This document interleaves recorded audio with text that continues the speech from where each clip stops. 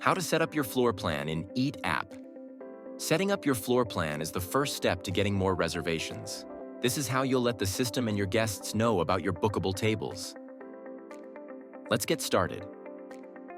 Once you are logged into Eat app on your screen, click on the floor configuration button located at the top right. Now click on Edit Layout in the menu. At the top, you'll see all your rooms. Use these three dots next to each room to rename, duplicate, or delete a room. Before we begin, if you have an image of your floor plan, you can upload it as a background to help guide you. Like this. If you don't have one, no need to worry. The editor is still very easy to use. You can create tables in various shapes. Now, select the table you want and drag it onto the grid. Like that. To change the size of the table, click and drag from one of the corners. To rotate the table, use the circle below the table. You can also duplicate tables along with their settings to speed up the process. Want to modify just the shape? No problem. Simply click on the shape icon here to change it. While a table is selected, you can see the table details on the left. Give your table a name and adjust the minimum and maximum number of covers it can accommodate. Note, a cover refers to one guest. All tables are available for both in-house and online bookings. To disable online booking for a specific table, just toggle off the online option like so.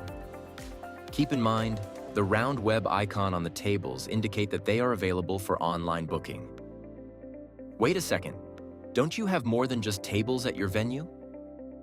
How about your host stand or POS desk? Got a bar counter? What about those lush green plants? To make the floor plan more contextually accurate, you can also add shapes and emojis to represent different elements in your space. To do this, on the left, click Background. Now, select the shape you want and drag it onto the grid and position it as you like. Similarly, click on an emoji and drag it onto the grid, positioning it wherever you'd like. To choose different emojis, click on the emoji selector and pick from the available list. Let's repeat the same for a few more tables, until we lay out all the elements in the room.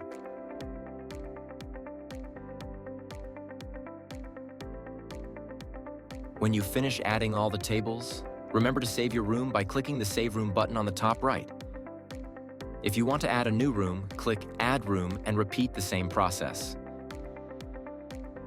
Remember, when you are in a room, you can always see a summary at the top of the page, including the number of tables, minimum and maximum room capacity, and online availability.